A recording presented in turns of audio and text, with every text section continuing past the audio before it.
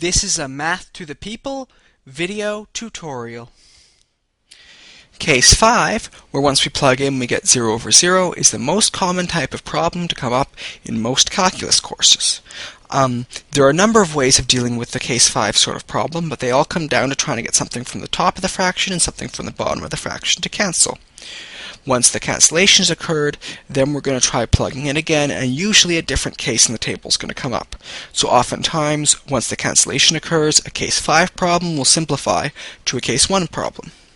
So to see an example of how this works, I'm going to do the limit as x goes to negative infinity, e to the x, plus e to the 2x, all over e to the 3x, minus e to the x. Now the first thing we're going to do, of course, is to plug in. We plug in negative infinity, we get e to the minus infinity. 2 times minus infinity is still minus infinity. So we still have an e to the minus infinity. 3 times minus infinity is still minus infinity. And e to the minus infinity is the last one there.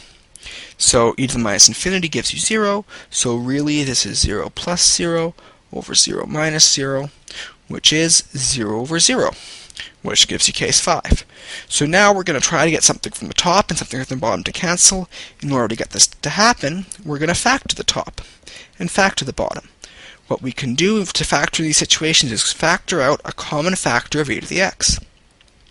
So if we factor an e to the x out of the top, we get left with a 1 plus e to the x. If we factor an e to the x out of the bottom, we get left with an e to the 2x minus 1. These e to the x's will cancel, and now, since the cancellation's occurred, we can try plugging in again. So when we plug in again, we get 1 plus e to the minus x, all over e to the 2x is still e to the minus infinity, minus 1. E to the minus infinity is 0, so this is really 1 over negative 1. Now 1 over negative 1 is a case 1 situation. It's a non-zero number over a non-zero number. So this limit is going to give you minus 1. So the limit, as x goes to minus infinity, of e to the x plus e to the 2x over e to the 3x minus e to the x is in fact equal to minus 1. The method of factorization, which I used to solve the last example, is not going to apply in every single case 5 problem. There are a number of case 5 problems in which you either can't factor the top or can't factor the bottom.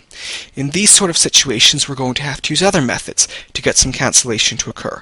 One of these other methods, which applies in situations in which there's a square root involved, is multiplying by the conjugate.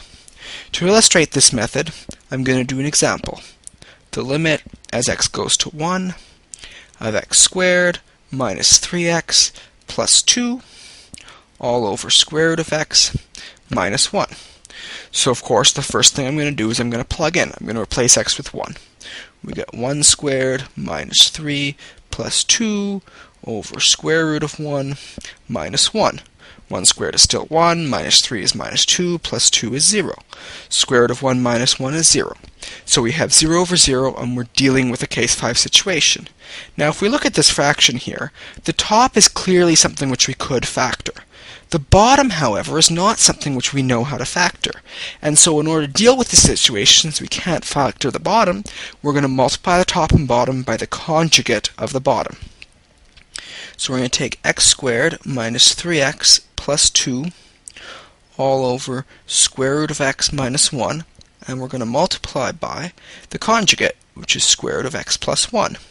And we're going to do that on the top and on the bottom. Now on the top, I'm just going to leave it as is, x squared minus 3x plus 2 times square root of x plus 1. On the bottom, square root of x minus 1 times square root of x plus 1, in fact, gives you square root of x squared, which is x minus 1. Now here, we can factor. X squared minus 3x plus 2 can be factored as x minus 1 times x minus 2.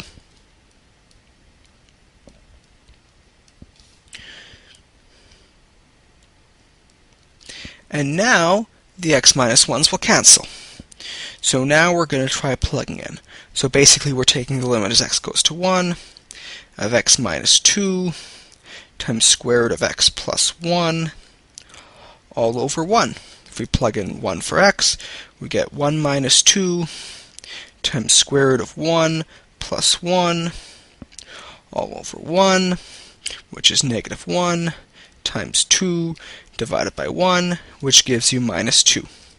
So the limit as x goes to 1 of x squared minus 3x plus 2 all over square root of x minus 1 is in fact negative 2. So that's it for that case in the table. Now it's time to pick which video you want to see next. Click on one of the 7 buttons to go to the video for that case.